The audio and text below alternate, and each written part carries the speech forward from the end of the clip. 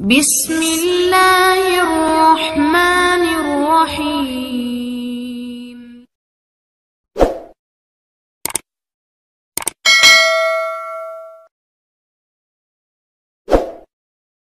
Terus riyen wonten cerita udan niku rahmat. Jadi nak sampean melayu saking udan berarti melayu saking napa? Rahmat.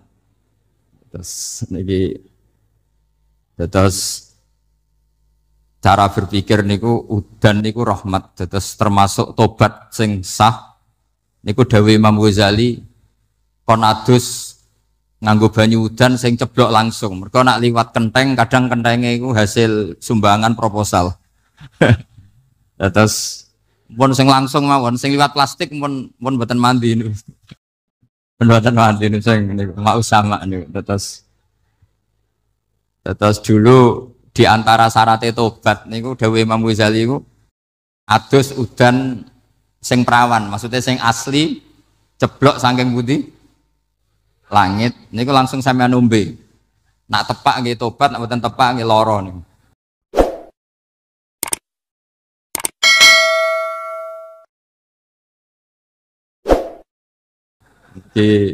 Kenapa sholat itu lebih indah ketimbang nikmatal wiqo misalnya, nikmatnya hubungan biologis? Jawabnya ulama itu gini, lucu jawabannya sederhana. Nikmatnya kamu punya anak itu apa? Jawabnya ulama itu lucu. Kalau sakit dia sembuh, kalau hilang dia datang. Saya ulang lagi ya, kalau sakit dia sembuh, kalau hilang dia datang. Sekarang orang tua yang punya anak sakit koma di UGD atau di emergency, itu senangnya tuh mengalahkan kesenangan apa saja. Kira-kira orang yang berhubungan intim atau yang hubungan biologis dengan orang yang sedang anaknya sembuh dari koma, senangnya senang mana? Senang yang melihat anaknya sembuh dari koma. Senikmat apapun hubungan biologis, seneng anaknya yang hilang ketemu. Nah, kalau anak ketemu saja orang seseneng itu, apalagi kita di surga. Ketemu zat yang lama kita sembah, yang lama kita rindukan, yang lama kita rindu. Kemudian ketemu di surga. Maka tidak ada artinya surga tanpa melihat Allah Subhanahu wa Ta'ala. Memang harus dijelaskan secara rohani. Akhirnya orang ngerti bahwa nikmat tertinggi di surga adalah melihat Allah Subhanahu wa Ta'ala. Karena kalau anak-anak muda mungkin protes, ya enggak, ya enak kumpul sama widadari gini-gini. Wah itu kan yang trauma bojone jelek itu. Wah itu yang bojone jelek mesti kesusu masuk surga karena itu sudah jelek, cerewet, nggak mati-mati kan gitu. Terus dia ingin masuk surga mesti niate welek, mesti pikiran pertama itu kumpul widadari. Tapi ada ulama yang bikin analogi tadi. Misalnya istri kamu cantik. Kemudian anak kamu sakit, koma. Hubungan dengan istri sama dengar berita anak kamu sembuh, seneng mana? Seneng anak sembuh. Sama anak yang hilang, seneng mana? Anak yang hilang ketemu. Maka terus ulama bisa menjelaskan itu. Kalau orang ketemu anaknya seseneng itu, apalagi ini ketemu Tuhannya yang bertahun-tahun disembah. Kemudian tidak pernah melihat. Di surga itu nanti kita melihat Allah Subhanahu. Makanya Allah begitu bangganya mempromosikan surga. Surga itu apa? Surga itu wujuhu yauma idzin nadhirah ila rabbiha nadhirah. Yaitu wajah-wajah berseri-seri dan melihat apa. Itu tanpa dijelaskan seperti ini Anda akan janggal. Enaknya di mana? Tapi setelah dijelaskan detail gini oleh ulama, maka kita akan tahu. An-ni'matul uzma sing enggak ada perbandingannya adalah nikmat masuk apa? Surga karena melihat Allah Subhanahu. Ya jadi saya berkali-kali pokoknya minta sekali hadil umat harus umat yang rasional terutama dalam mengemban tauhid karena tauhid ini yang disebut kalimah sampai Allah mengistilahkan kepada Nabi Ibrahim itu waja'alaha kalimatam baqiyatan fi aqibi. Kalimat tauhid adalah kalimat yang akan abadi di anak cucunya Nabi Ibrahim, baik anak cucu yang karena gen mau anak cucu yang karena sebab yaitu santri dengan kiai. Dan itu caranya gimana? Umat Islam jangan berhenti belajar mantek. Makanya di MGS, di Qudsiyah, di TBS semua pondok pasti ngajarkan mantek, di Bendan ilmu logika. Itu tadi kalau kamu tidak bisa menemukan tauhid dengan cara tadi, dengan cara al-alam mutaghayyir wa kullu mutaghayyir hadis la buddan min bukhtis, Paling tidak pakai ilmu yang dilakukan Rasulullah SAW. Yaitu masyhur itu. Saya sering cerita di mana-mana. Ada orang namanya Jubair bin Mut'im, Muhammad bin Jubair bin Mut'im. Itu dulu dia kafir. Dia orang pinter sampai dipasrai jadi negosiator untuk mengurus tawanan perang Badar yang ditawan Rasulullah SAW. Ketika datang di Medina, delalah pas maghrib, Nabi baca wattur wa kitabim mastur. Di antara ayat yang dibaca Nabi itu am khuliqu min ghairi syai'in. Masa manusia sebanyak ini kemudian mereka diciptakan oleh ketiadaan. Min ghairi syai'in itu oleh ketiadaan. Masa alam raya yang wujud ini, alam raya yang punya eksistensi ini kemudian penciptanya adalah ketiadaan. Padahal wal adamu la yakhluqu wa la yu'assiru wa la kadza wa kadza. Tentu sesuatu yang tidak ada itu tidak bisa dikatakan sebagai pencipta. Wong nggak ada, jadi faktor saja nggak mungkin apalagi jadi pencipta. Itu Nabi habis sholat langsung beliau sungkeman, ya Muhammad, saat ini juga saya iman. Karena logika yang dibangun ayat yang kamu baca itu menghabiskan semua logika saya. Intinya logika tauhid itu akan mengalahkan semua teori non tauhid. Itu yang disebut bal naqdhifu bil haqqi 'alal batili fayadmaghuhu fa idza huwa zahid. Kebenaran tauhid itu akan menghancurkan kekuatan apa saja. Fayadmaghuhu itu di tafsir Tobari disebut dorbatan tasujud dimah. Satu pukulan sing sampai menjadikan otak itu hancur. Lainnya disebut damagho, dimah itu maknanya otak. Maka kamu jangan khawatir kalau Islam didiskusikan di Uni Soviet, didiskusikan di Kanada, didiskusikan di Korea, pasti kalimat tauhid akan mengalahkan kalimatul batil. Pasti ja'al haqqu wa zahaqal batil. Innal batila kana zahuq. Tapi syaratnya kita harus kuat. Makanya saya ini senang sekali yang namanya ngaji itu saya senang. Karena saya tadi bercita-cita ingin jadi dosen setelah mati. Karena di dunia sudah tidak jadi apa? Dosen. Saya ingin seperti Imam Amudi. Pertama ketemu Allah, beliau disuruh ngajar malaikat tentang ilmu apa? Matematika yang mengarah ke tauhid. Jadi diajarkan. Kamu tahu angka 2, angka 3, angka 4, semuanya bersumber dari angka 1. Berarti semuanya berawal dari 1. Nggak tahu setelah itu malaikatnya dites lagi apa enggak tahu. Pokoknya pas itu malaikat ya paham semua. Oke. Kayak apa hebatnya umat Rasulullah Shallallahu Alaihi Wasallam? Karena akalnya kuat. Sehingga kita harus kuat. Sehingga kalimat yang benar disebut kalimatul haqqin alaiha nahya wa alaiha. Nah, kalimat yang salah disebut kaburat kalimatan takhruju min afwahim. Kalimat menjadi kalimat karena diucapkan.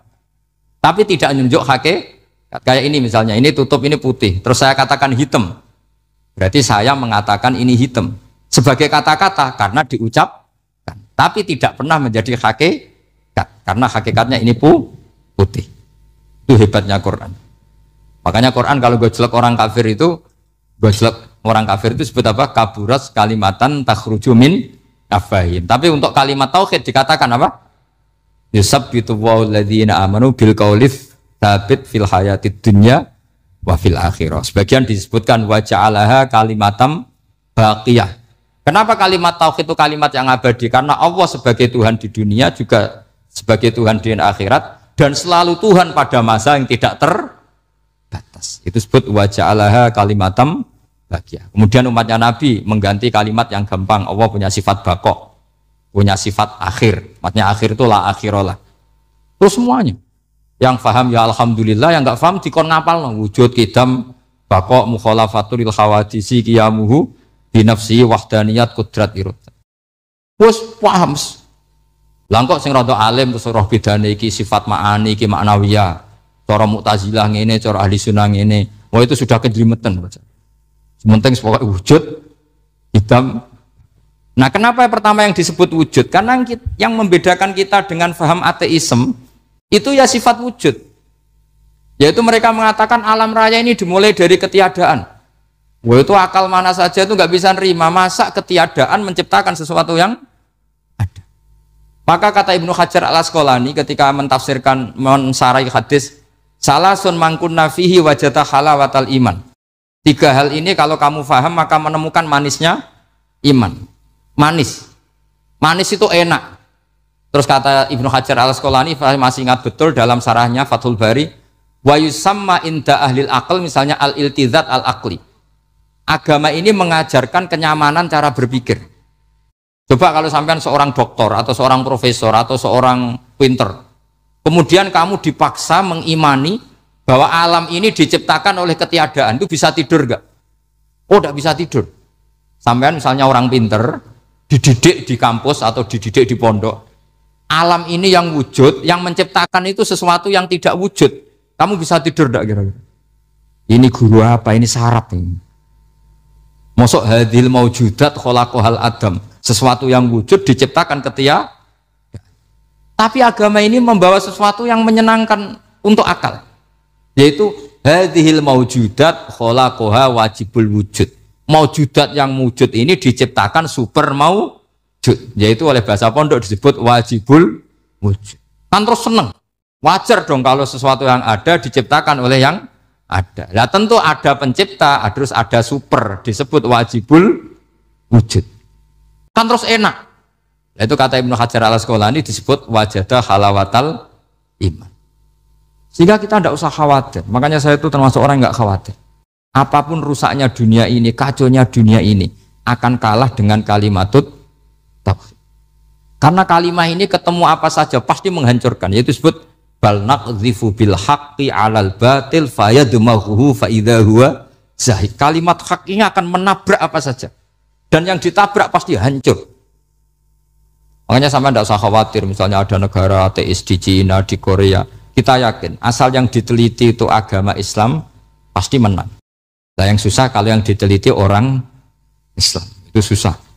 Karena yang copet kadang-kadang ya umat. Apalagi di negara yang mayoritas muslim, nanti copetnya, premannya, koruptornya, semuanya beragama Islam. Makanya kita hanya punya pilihan dua itu, umat Islam dan Islam yang kumat itu dok. Kalau tidak umat Islam ya Islam yang kumat. Tapi kalau kalimat tauhid itu kalimat yang aman, tak jamin. Tak jamin 100%. Sehingga saya itu kalau ditanya profesor Pak Bahak, kalau suatu saat Indonesia jadi negara yang sangat terbuka, kemudian ada sekolah perbandingan agama, menurut Anda prospek Islam gimana? Saya jawab asal yang dikaji Islamnya bukan orangnya, pasti Islam tetap prospek. Asal yang dikaji apa? Islamnya bukan orangnya. Kalau orangnya ya Masya Allah. Ya itu tadi kalau tidak umat Islam ya Islam yang. Terus kalau matur nuwun sangat jenengan hormat teng Raden Asnawi. Beliau sekarang generasi keempat ya, wonten sing generasi ketiga. Nasab kula kepanggih Raden Asnawi teng Asnawi sepuh. Terus Mbah Raden Asnawi gadah bah namine Abdullah Husnen, terus Ibu Ayu Sofia niku binti Asnawi sepuh. Kula buyut kula kandung damaran niku Hafsah binti Maksum bin Soleh bin Asnawi sepuh. Kenapa saya cerita zuriyah? Terus satu peradaban. Gini bahasa Indonesia mohon nggih. Sane gaul. Satu peradaban itu yang bisa bangun itu zuriyah. Zuriyah itu komunitas gen. Meskipun nanti komunitas gen itu bisa disadap atau dibajak oleh orang-orang yang tidak gen. Jadi agak ilegal tapi itu sah. Karena sampean bisa misalnya kalah nasab sama saya, misalnya bilang nanti ketemu di Nabi Adam saja Gus gitu. Nanti pasti kita ketemu di siapa? Nabi Adam. Terus kedua, kekalahan nasab itu udah abadi karena nanti setelah jenengan ditanya di kuburan, bapak kamu siapa? Itu disuruh jawab Nabi siapa? Ibrahim. Terus kekalahan nasab sampean nanti berakhir di kuburan karena nanti dijawab siapa bapak kamu? Disuruh jawab siapa? Nabi Ibrahim. Jadi yang punya bapak Karmen apa itu sudah selesai, sudah nggak dipakai lagi. Nanti pakai siapa? Nabi siapa? Ibrahim. Nah, kenapa saya cerita bahwa nasab gen itu akan disatukan oleh satu visi ilmiah yang objektif. Gini ku jawe Nabi Yusuf, wattaba'tu millata abai Ibrahim wa Ishaq wa Yaqub. Terus dawe Nabi Yusuf, maka nalana an nusyrika billahi min syai'. Jadi saya ngikuti leluhur saya. Ini dengerin ya, saya ngikuti leluhur saya, yaitu Nabi Yakub bin Ishak bin Ibrahim. Leluhur saya itu siapa? Maka nalana an nusyrika billahi min syai', yaitu keluarga besar yang tidak pernah melakukan kemusyrikan. Ya, keluarga besar kami punya tradisi tidak pernah melakukan kemusyrikan. Dan bahkan itu dibahasakan tidak mungkin kita ini melakukan kemusyrikan. Maka nalana itu kira-kira kalau bahasa Indonesia itu kita ini tidak mungkin melakukan kemusyrikan. Nah, kenapa demikian? Itu berangkat dari logika yang permanen. Disebut yusabbitu Allahu alladziina aamanu bil qouli tsabiti fil hayatid dunya wa fil akhir. Logika permanen itu begini misalnya. Kita ini kan hidup dari bapak dari ibu terus sampai Nabi Adam. Kemudian setelah Nabi Adam ini berakhir, kemudian kita mau tidak mau berpikir Nabi Adam itu siapa? Terus diterangkan ternyata Nabi Adam itu satu makhluk hidup yang mulanya dari tanah. Lewat wahyu Allah, lewat titah Allah kun, kemudian jadi manusia yang bernama Adam. Sebelum Adam ada bumi, ada langit, ada cakrawala macam-macam. Kemudian itu kita rumuskan lagi, asal usulnya adalah tidak ada. Adamiyun makhdun. Akhirnya kita tahu bahwa alam raya ini diwujudkan setelah dari tidak ada. Nah, tentu terus kita berpikir dari tidak ada menjadi ada itu pasti penyebabnya adalah sesuatu yang ada. Nah, yang ada itu disebut wajibil wujud. Karena wajibil wujud ini wujud sendiri, nggak ada saingannya. Karena Allahu ala syai'amahu, Allah ada dan tidak ada pesaingnya. Maka kita ini berpikir nggak mungkin ada kekuatan manapun yang menyamai Allah. Sehingga nggak ada Yesus mungkin menyamai Allah, nggak ada Fir'aun, nggak ada Lata, nggak ada Uzza. Makanya disebut maka nalana an nusyrika billahi min syai'. Kita ini tidak mungkin melakukan kemusyrikan.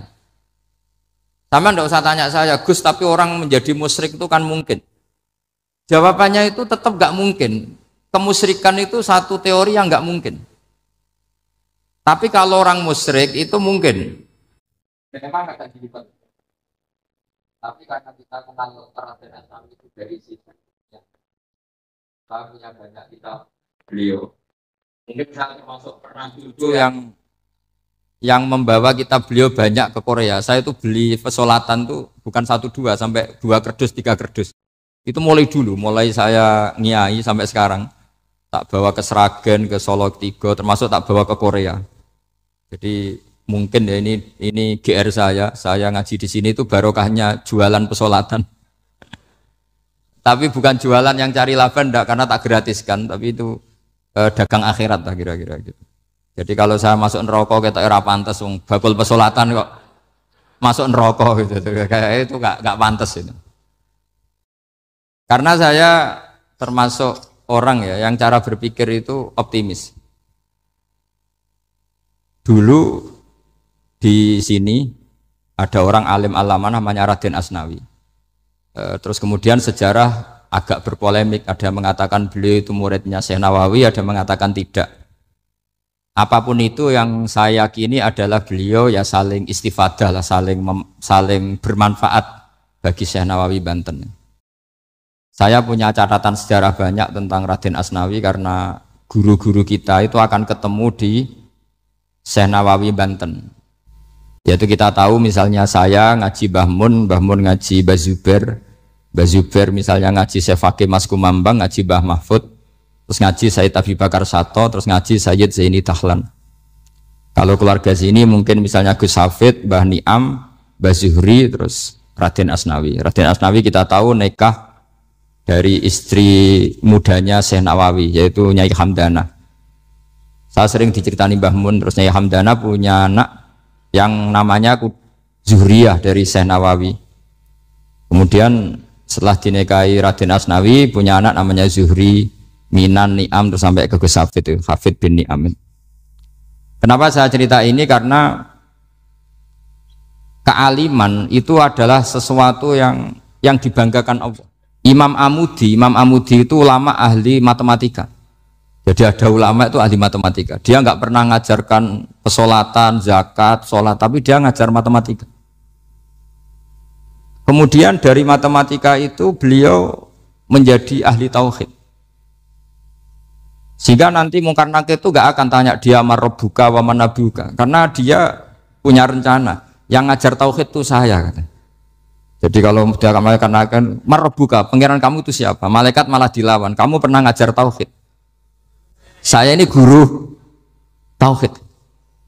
Singkat cerita, saking keramatnya Imam Amudi, kata Allah, ya Amudi, presentasikan ilmu tauhid yang lewat jalur matematika ke semua malaikat saya. Semua malaikat saya tahu cara berpikir matematis. Karena malaikat itu imannya itu iman mauhibah, karena dia malaikat, ya iman karena tahu neraka, tahu surga, terus dia iman. Kalau kita enggak, kita iman tuh pakai logika, jadi lebih keren. Loh betul. Malaikat itu ketika bangga, ya Allah, apa ada orang yang imannya di atas kita? Jawabnya Allah ada. Siapa? Ya orang-orang kudus, kata Allah. Kira-kira gitu. Kenapa? Ya betul. Karena kamu iman saya itu wajar, kamu tahu saya, tapi mereka nggak tahu saya tapi iman. Kenapa bisa iman ya Allah? Karena mereka punya logika, punya akal. Akhirnya Imam Amudi disuruh sama Allah presentasikan logika tauhid kamu lewat jalur matematika. Malaikat disuruh dengerin semua, Isma'u ya malaikati, ini mimpinya wali. Terus Imam Amudi mulai mengajarkan nisbatul isnaini ilal wahid wa nisbatus salasa wal arba'ah ila ma la nihayatalah, niku binisbatin wahidah, yaitu far'un minal asli wa huwa al wahid.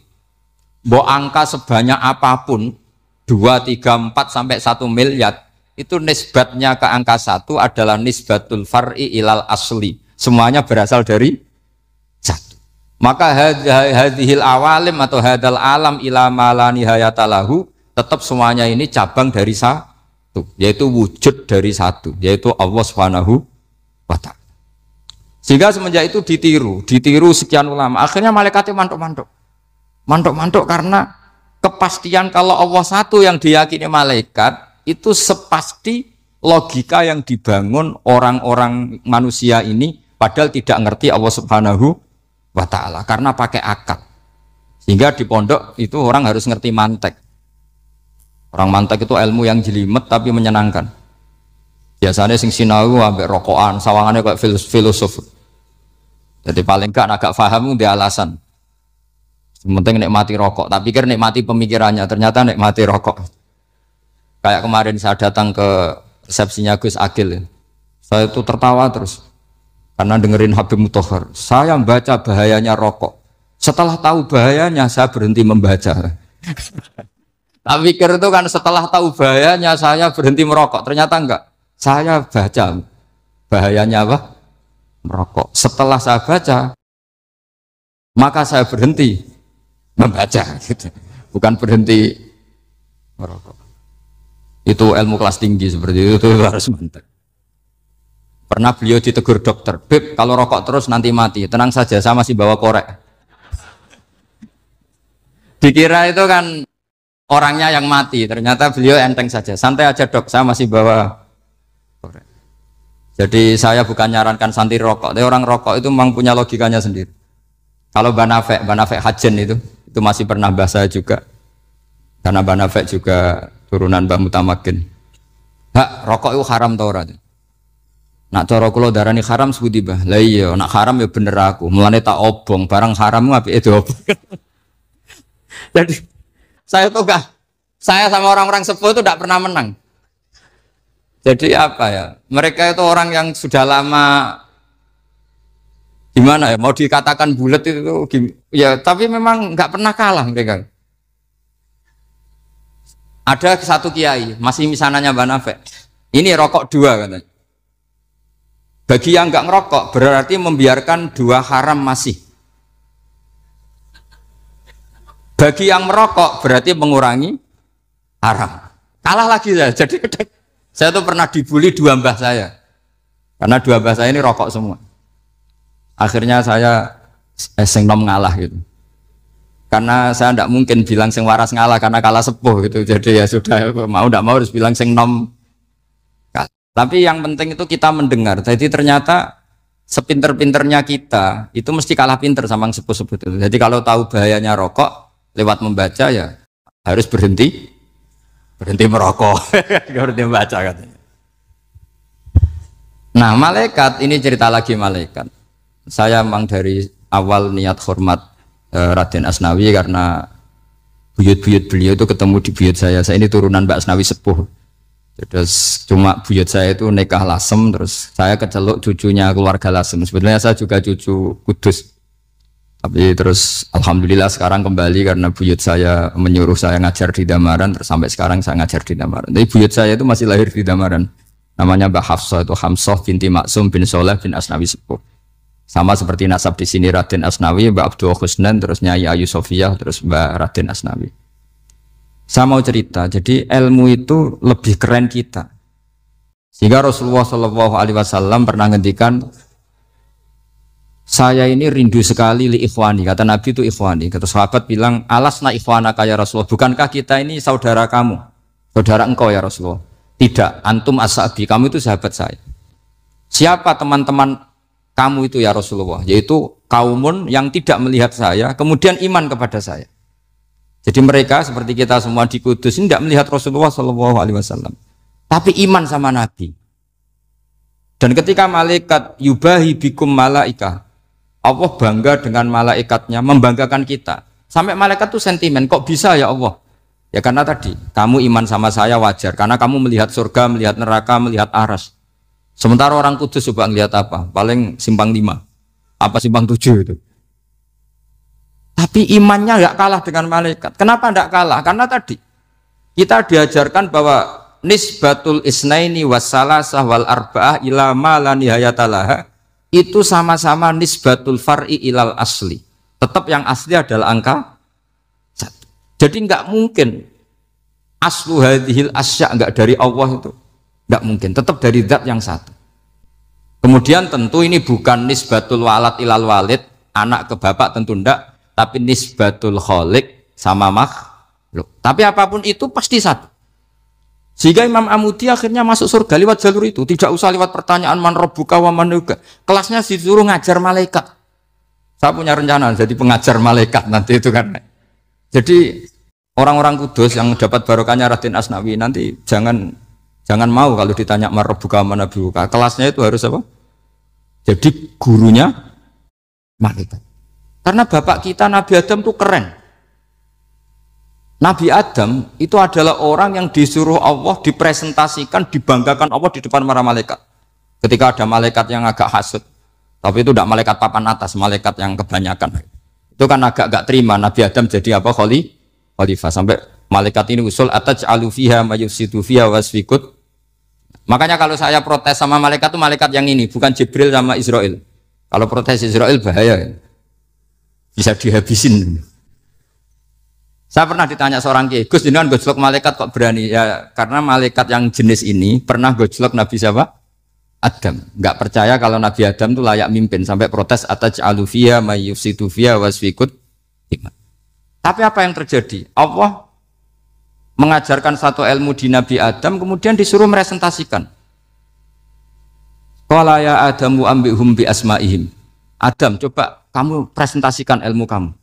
Setelah Nabi Adam fasih mempresentasikan ilmu, kata Allah, kamu bisa enggak sepinter Nabi Adam? Enggak bisa ya Allah. Makanya sudah saya bilang ini a'lamu malah. Saya lebih tahu siapa yang layak mimpin. Jadi layak mimpin itu pertama harus kuwatul ilm. Ilmunya itu harus kuat. Nanti saya akan cerita hubungannya Raden Asnawi dengan Syekh Nawawi. Apa itu hubungan teman, apa murid guru, itu memang masih jadi polemik sampai sekarang. Kalau saya ya keyakinan saling istifadah. Ini bahasa netral, tidak murid guru tapi saling apa? Istifadah.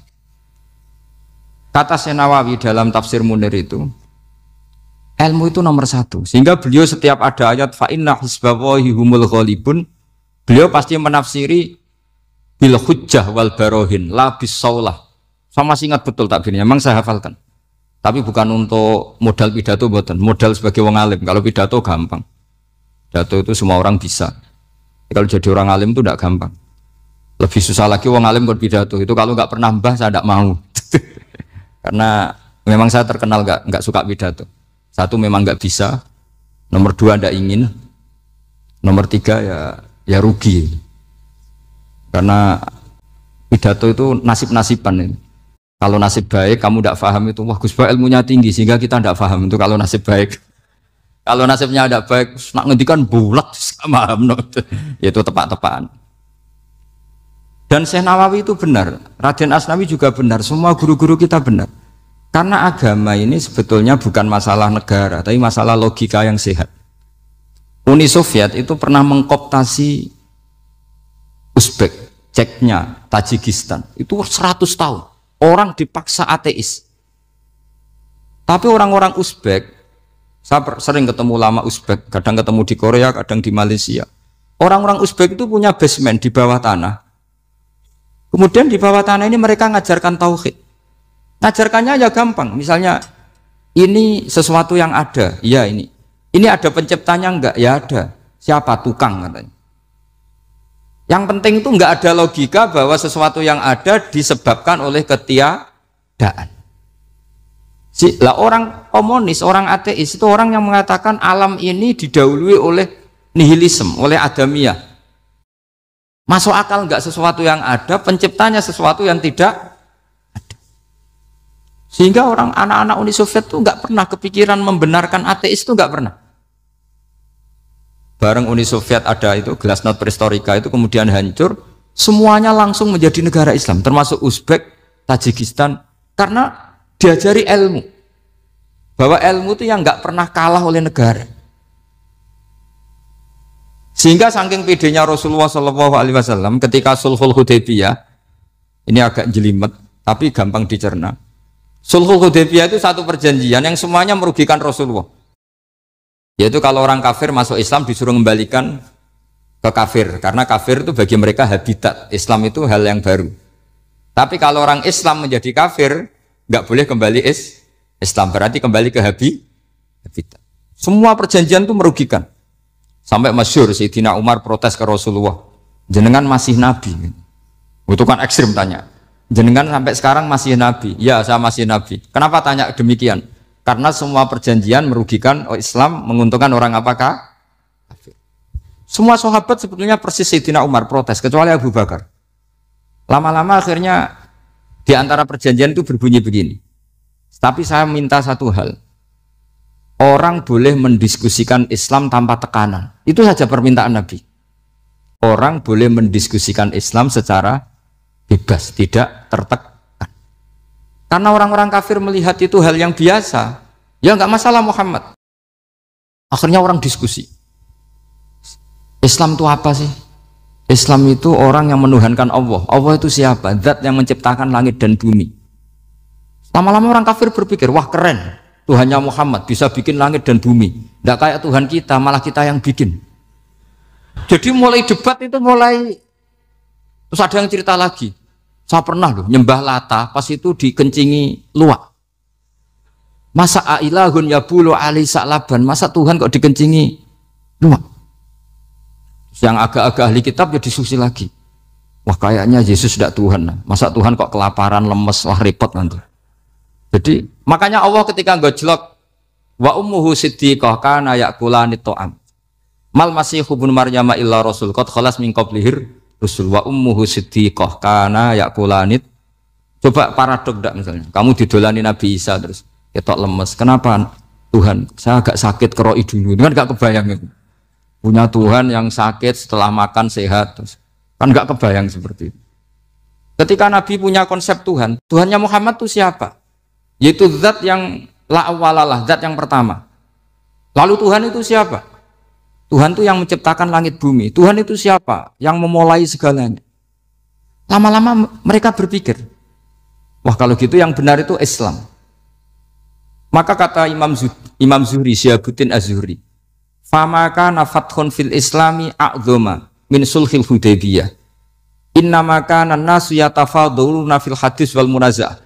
Semua teks riwayat itu ada kata wal munaza'ah. Orang bebas ngomong dan berdebat. Munaza'ah itu berdebat.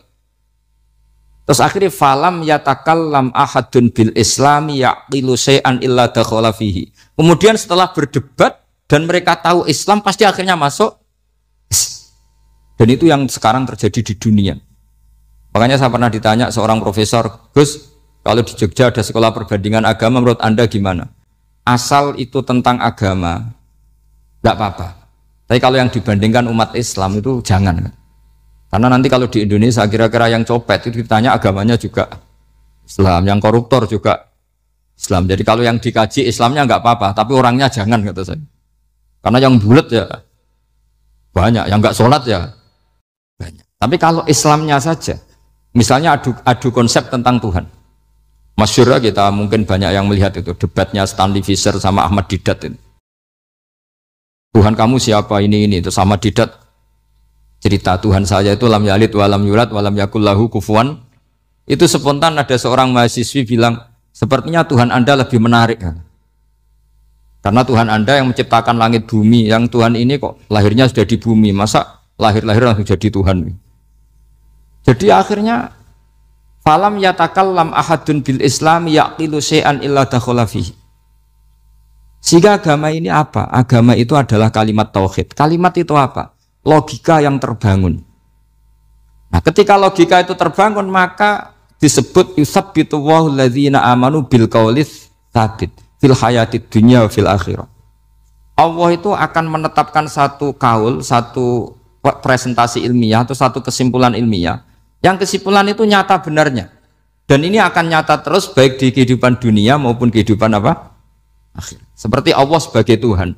Itu akan nyata terus. Di dunia Allah ya Tuhan, nanti di akhirat juga Tuhan. Tapi Tuhan selain Allah, maka menjadi Tuhan ini nunggu ada yang menuhankan. Misalnya Fir'aun, itu jadi Tuhan karena ada yang menuhankan. Sekali dia mati, dia sudah aset wisata, bukan Tuhan lagi. Makanya gejolokannya orang ulama Arab, kalau ketemu ulama Mesir, kalau gejolokan itu lucu. Orang Arab, ada Abu Jahal, Abu Lahab, penggaweane ngusir Nabi. Gitu. Itu gejolokannya ulama Mesir, kata ulama Arab, kamu gayanya benci Fir'aun, tapi rizki kamu dari wisata melihat Fir'aun. Itu gejolokannya ulama Arab sama ulama Mesir. Sehingga agama ini mengajarkan apa? Satu kalimat. Makanya kamu harus belajar mantek. Dulu Raden Asnawi ya pengajar mantek. Dulu buyut saya di sini Mbah Fauzan, abahnya Mbah Pah itu, mbahnya itu juga pengajar mantek. Karena di antara yang diceritakan Allah itu wa ja'alaha kalimatam baqiyatan fi aqibih. Tugas utama Nabi Ibrahim adalah menjadikan satu logika. Kalimah itu logika. Itu menjadi logika yang abadi. Baqiyah itu abadi. Fi aqibih, di anak turunnya Nabi Ibrahim.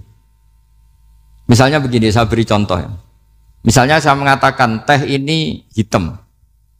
Itu menjadi kalimah. Kalimah karena diucapkan. Tapi tidak menunjuk hakikat karena tehnya berwarna apa? Kuning. Sehingga Quran kalau menyalahkan orang kafir itu ngendikane kaburas kalimatan takhruju min afwahihim. Omongannya orang kafir itu menjadi kalimat karena diucapkan dari mulutnya. Kenapa menjadi kalimat? Karena diucapkan tapi tidak menunjuk hakikat. Seperti orang mengatakan 2 ditambah 2 itu 10. Itu kalimat, tapi kalimat yang salah karena tidak menunjuk hakikat. Seperti orang kafir mengatakan Tuhan itu 3. Itu kalimat karena diucapkan, tapi tidak menunjuk hakikat. Tapi ketika seseorang mengatakan Allah itu Tuhan, Tuhan itu satu, itu disebut kalimatu haqqin 'alaiha nahya wa 'alaiha namut. Mriki tahlilane wa 'alaiha napa wa biha?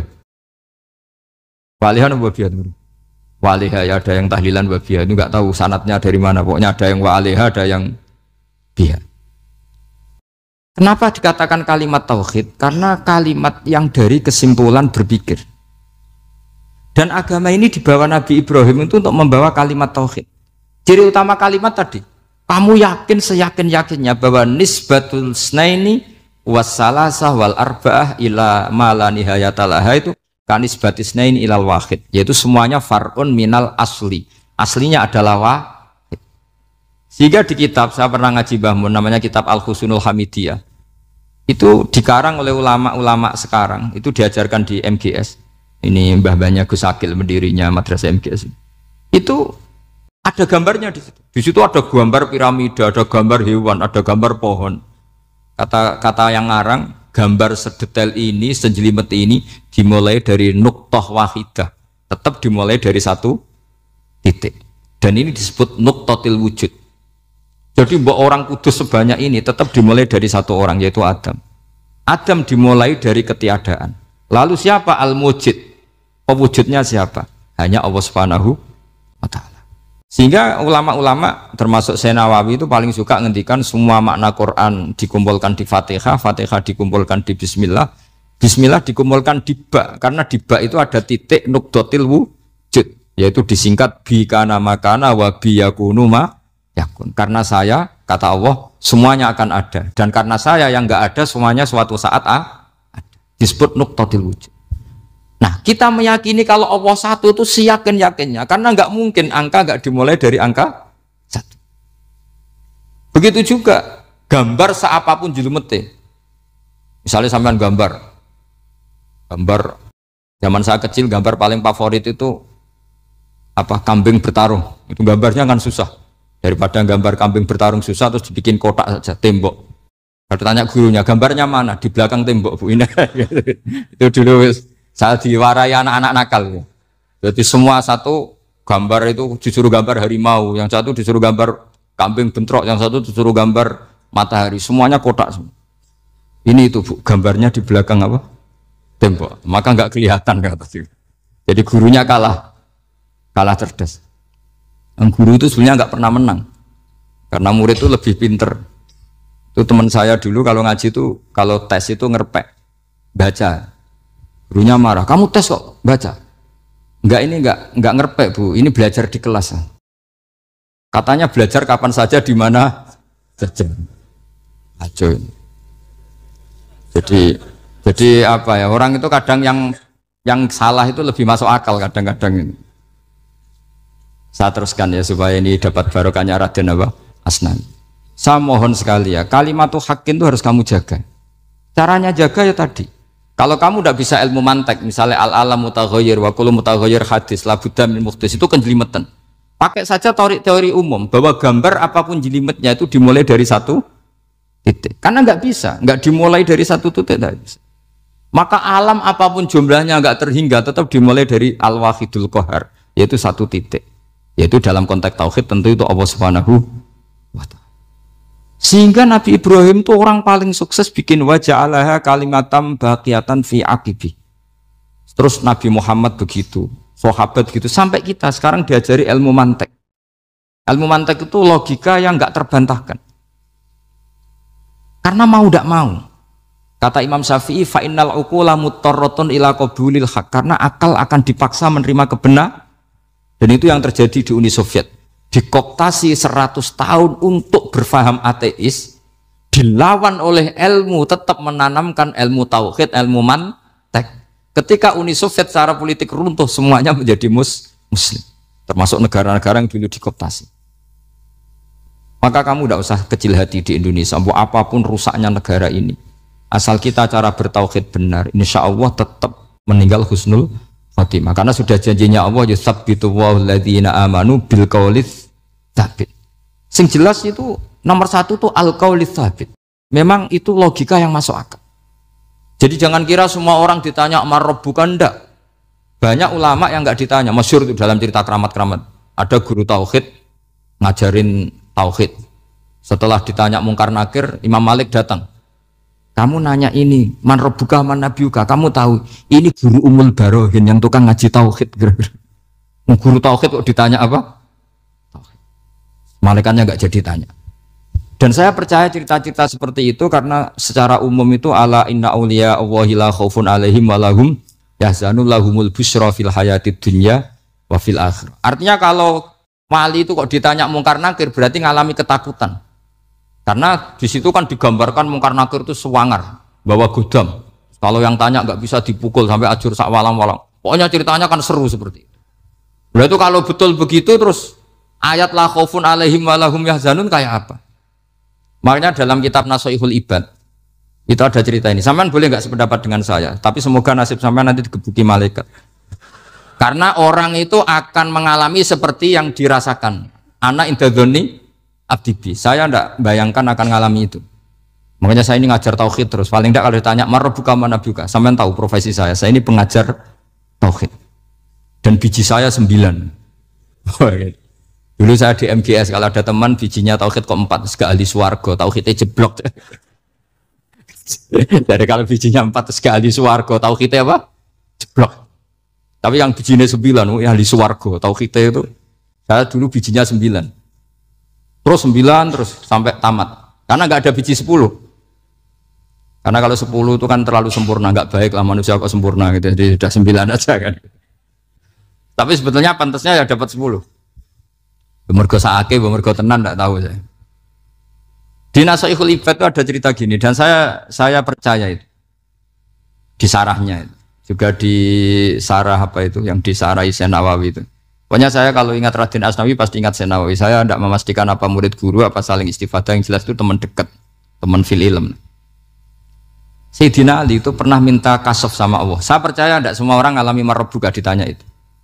Ya Allah, saya minta kasaf itu ngerti alam gaib. Ingin tahu Umar. Jadi diam-diam Sayyidina Ali itu ya mangkal sama Sayyidina. Wong kok keras ngon. Angger wong kok tahu disentak. Jajal wani nyentak malaikat Tora itu kata Sayyidina. Jadi dia minta kasaf karena kenangannya dia melihat Umar itu semua orang pernah disentak sama Sayyidina Umar itu. Sayyidina Ali minta kasaf. Ya Allah, saya ingin melihat Umar menghadapi Mungkar Nakir. Masih garangkah apa enggak? Itu dah, itu tidak. Minta kasaf. Pas kasaf beliau bangun dari kubur, duduk, dilihat sama Sayyidina Ali ini ngalami kasaf. Sama ndak usah tanya, ndak wali kok tanya, ya sudah pokoknya percaya aja. Akhirnya malaikat Mungkar Nakir datang. Itu di situ digambarkan matanya itu kalkidril mughalla, kayak apa itu panci yang dibakar. Wah, so seru. Sumpah nang Sayyidina Ali. Baru ini kamu akan takut gitu. Tapi ternyata enggak. Umar bangkit disewentak orang tua itu. Kamu tahu menghadapi siapa? Yang sopan. Oh, ada sontak. Kaget malaikatnya itu karena nggak pernah ngalami disentak. Mungkin itu pertama. Kaget. Memangnya kamu siapa? Saya ini teman kekasih Tuhanmu. Saya yang diandalkan temannya sebenarnya bukan dia. Ana sohibu habibillah. Saya ini temannya kekasihnya Allah. Jadi dia ngandalkan temannya sebetulnya bukan ngandalkan dirinya. Oh, kamu temannya Nabi Muhammad? Iya, saya Umar, temannya Nabi Muhammad. Kamu harus hormat sama temannya kekasih Allah. Terus mulai itu. Akhirnya matur Allah. Ya Allah, apakah prosedur seperti ini bisa dinego? Sama Allah. Oh iya katanya. Kamu kalau menghadapi kekasih saya ya jangan seperti itu katanya. Semenjak itu beliau sopan santun, dua Mungkar Nakir itu. Jadi ini berita gembira. Jadi sebetulnya itu enggak. Tapi kita ini kan enggak punya nyali nyentak Mungkar Nakir. Semoga dengan gelar kita doktor tafsir, doktor tauhid gitu. Atau paling enggak guru kutsiyah tauhid gitu. Atau siswa terbaik dalam materi tauhid. Itu harus kamu bawa status. Jadi jika nanti ini saya ranking 1 tauhid, masa masih ditanya marbuka waman nabi. Dan itu menurut saya sah. Sama enggak usah protes takbirin gitu. Susah usah takbiran. Pokoknya takbirnya adalah wali-wali itu la khaufun alaihim walahum ya, mereka tidak akan mengalami ketakutan baik kehidupan dunia maupun kehidupan akhir. Bahkan para malaikat itu mengatakan ke wali-wali nahnu awliyaukum fil hayatid dunya wa fil akhir. Kita ini teman kamu, saudara kamu, mitra kamu. Masa mitra kok nutui itu kan nggak fair. Dan menurut saya paling efektif itu apa? Kamu harus punya rumus tauhid kayak Imam Amudi menemukan Tuhan. Imam Amudi itu menemukan Allah itu lewat ilmu matematika. Dan itu Allah saking senengnya disuruh ngajari para malaikat. Wa ya malaikati isma'u. Kamu harus mendengar, ini orang alim saya yang ahli matematika. Tapi justru itu ngerti bahwa asal usul alam itu minal wahidil qahar. Dari zat yang satu. Akhirnya Imam Amudi mulai ngajar tuh. Nisbatus naini wassalah sawal arba'ah ila mana nihayatalaha. Iku kabeh iku far'ul wa. Akhirnya malaikat mantuk-mantuk. Nah, iman seperti itu akan setingkat keyakinannya dan keakurasiannya sama dengan imannya para malaikat. Makanya Nabi ngendikan tubaliman amanabi walam yaroni. Sebagian riwayat disebut sab amarot. Nabi ngendikan sampai 7 kali. Benar-benar keren orang yang tidak melihat saya kemudian iman kepada apa yang bisa menemukan itu? Hanya Misalnya contoh paling gampang ya yang dialami para ulama. Ya saya ulang lagi yang dialami para ulama. Ketika menemukan ilmu ya yang menjadikan mereka mahabbah Rasulullah Shallallahu Alaihi Wasallam. Nabi itu paling suka itu sholat. Nabi itu paling senang sama sholat. Wa qurratu aini fi sholat. Terus beliau ngendikan as-sholatu imaduddin. Terus beliau kalau muji sholat itu sundul langit. Sampai beliau kalau banyak masalah itu bilang ke Bilal, arikhna ya Bilal, saya kasih istirahat. Itu maknanya mau sholat. Semuanya sholat. Pertanyaannya adalah, apakah mungkin seorang raja yang ambisi jadi raja, kemudian yang dikampanyakan adalah orang supaya sholat? Tentu kalau Nabi seorang raja, beliau akan kampanye gimana? Narik upeti kayak apa, narik pajak kayak apa, biar Nabi kaya. Enggak. Nabi itu paling tersiksa kalau orang tidak sholat, tersiksa kalau orang tidak sujud. Loh, kalau beliau seorang raja, ngapain mempopulerkan sholat? Maka makna sholat imaduddin adalah sholat itu tiang agama. Maknanya tiang agama, kamu akan tahu betul kalau dia seorang nabi. Karena apa? Yang diajarkan adalah sholat. Coba untungnya apa bagi Nabi Muhammad ketika umat Islam sholat? Kan tidak ada untungnya sama sekali. Justru itu kelihatan kalau dakwah beliau itu dakwatul haq, mengajak ke benar. Loh, wong kok kampanyenya ini kon sholat? Mestinya nak kepengen sugih kan kon bayar pajak, upeti. Tapi enggak, Nabi itu ngajarkan apa? Orang supaya sholat. Dan ini diimplementasikan sama Raden Asnawi. Beliau ngarang pesolatan. Orang sealim itu yang dikarang pesolatan. Makanya saya tuh kagum. Saya saksinya banyak. Tanya murid-murid saya kalau beli pesolatan saya kerdus. Saya kirim ke Korea, terus ke pedalaman-pedalaman. Karena saya butuh pesolatan. Bahwa orientasi kita itu sholat. Alhamdulillahirabbil alamin. Begitu tadi telah kita simak bersama-sama ceramah pengajian dari guru kita Gus Ba atau Kiai Haji Bahuddin Nur Salim di channel Konco Ngaji. Channel Konco Ngaji, channelnya konco-konco yang suka mengaji lewat online, begitu ya. Oke teman-teman semuanya, terima kasih yang sudah menyimak sampai ke penghujung ini ya. Semoga saja kita bisa memahami apa yang dinasihatkan, apa yang diceramahkan dari guru kita tadi, sehingga kita bisa menjalani kehidupan yang lebih baik, supaya kita tidak tersesat di kemudian hari. Kita simak terus, kita pantau terus channel Konco Ngaji yang selalu menyampaikan ceramah-ceramah Gus Bah. Semoga saja bisa tercerahkan kita semuanya. Oke teman-teman semuanya, terima kasih yang sudah menyimak ke channel ini sampai ke penghujung video ini ya. Semoga tidak bosan-bosannya selalu mengunjungi channel ini, channel Konco Ngaji. Karena channel Konco Ngaji adalah channel konco-konco yang suka mengaji lewat online, begitu ya. Untuk yang belum subscribe, mohon bantuannya untuk menekan tombol subscribe-nya, dan yang sudah dan yang belum pun saya ucapkan banyak-banyak terima kasih selagi teman-teman semuanya masih selalu menyimak channel ini, sehingga channel ini kedepannya supaya bisa berkembang lagi. Kayaknya sudah agak menurun ya. Mudah-mudahan besok banyak yang nonton supaya bisa meningkatkan kualitas channel ini lagi untuk yang kedepannya. Oke teman-teman semuanya, jangan lupa tonton juga video-video kami di channel ini yang begitu banyak sekali ceramah-ceramah Gus Bah yang ada di akun channel Konco Ngaji. Silahkan pilih yang mana judul yang Anda suka dan ikuti. Kita resapi apa yang disarankan dari guru kita Gus Bah, begitu. Karena ceramah beliau sangat enak untuk kita dengarkan. Di samping ada pesan-pesan, juga ada humor yang membuat kita bisa tertawa bahagia, begitu ya. Oke, disambung di lain kesempatan, di lain waktu. Mohon maaf bila mana ada salah-salah kata yang tidak baik. Mohon dikasih saran lewat komentar di bawah. Sampai jumpa lagi dan saya ucapkan assalamualaikum warahmatullahi wabarakatuh. Sampai jumpa lagi.